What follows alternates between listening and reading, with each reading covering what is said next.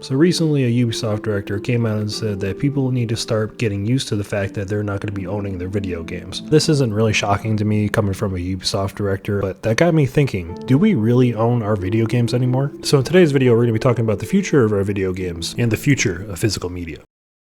So I think there's really two sides to this story, and I can kind of agree on both sides. When it comes to the physical media, one of the things I hate about it is the fact that it takes up so much room. As your collection grows, it tends to just stack on top of one another. As you can see on my shelf, I have a bunch of physical media. As your physical media grows, you have to find new space for it, which eventually becomes annoying. However, when we talk about digital games, now everything is just stored on the SSD. So you don't have that same issue with physical media where you have to worry about where you're going to store everything. Everything's just on the drive. But now we ran into a new issue. None of these digital games are ours when we buy them. We're just paying for the license. When you purchase software, you are granted a license to use that software as described in these terms, but you do not acquire ownership of the software. If you do not comply with these terms, we can terminate the software license granted to you under these terms, which means you will no longer have the right to use the software. I don't think that could be any clearer. You don't own the game, you merely have permission to play it. And this becomes an even bigger problem, as our favorite games could just overnight be wiped out. And don't think I'm trying to pick on Sony or anything, because both Microsoft and Steam both have these in their terms of service. But strangely enough, I couldn't find Nintendo's. So that means if we had a console that was exclusively digital, and this console's services were to get shut down, that means if we didn't download the games before, we're never going to be able to download them ever again. Which means that we have to rely on these companies to make things backwards compatible, and I doubt that they're going to make every single game backwards compatible. So a simple solution to this is to buy physical media. Oh boy, how I wish this was true. You guys ever heard of The Crew? It's a truly ambitious racing game where you get to race with your friends across the United States. But Ubisoft just recently announced that as of March 31st of 2024, you're no longer going to be able to access this game. And it's all versions, PC, 360, Xbox One, PS4. You will not be able to access it at all regardless if you own a physical copy. So if you own a physical copy of The Crew, you can use it as a paperweight.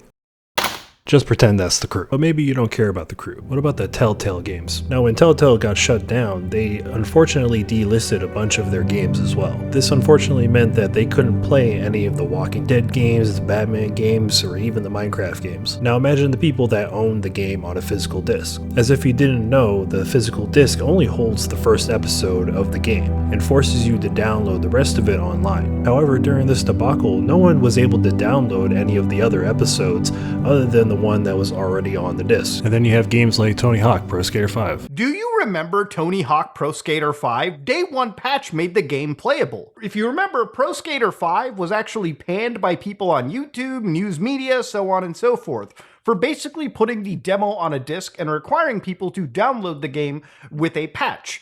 Anytime games do this, it makes the rounds on news. Companies get shamed for this behavior. Those games don't necessarily sell all that well because of the negative attention too.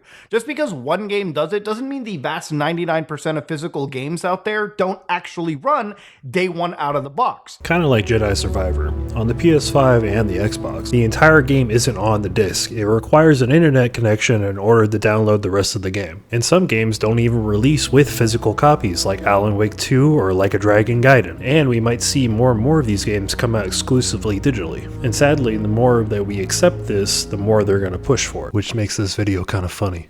This is how you share your games on PS4.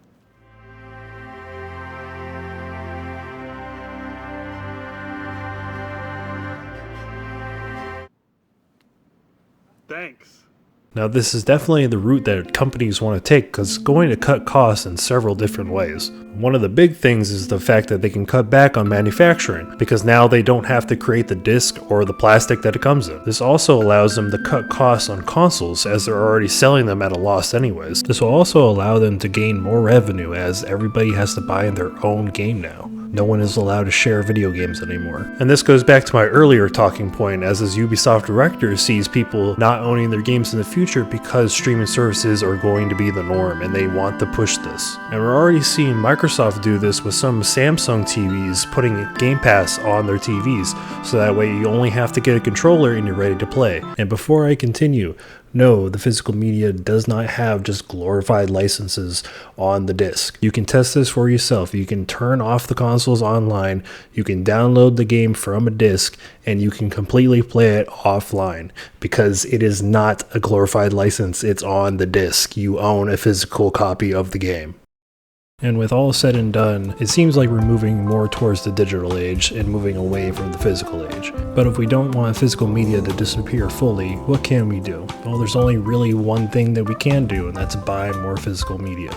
And as we talked about, physical media isn't perfect. Not all games will have the entire game within it. However, the majority of games will still be on the disc. It's more important than ever before to vote with your wallet. But this is really only doable on consoles, as PCs really don't have a choice but to buy digital games. So we can show support in one area, but it's nearly impossible to show support in another. And you know what? I'm really happy I did this video because now I really have a new outlook on buying physical games over digital games. But listen, the future doesn't need to be bleak because we do control more than we actually think we do. As long as we vote with our wallets, we can pave a way for a better future. And even if we do fail, hopefully in the future we can change digital media so that way we can truly own what we buy. Thank you guys very much for watching, and I'll see you guys next time.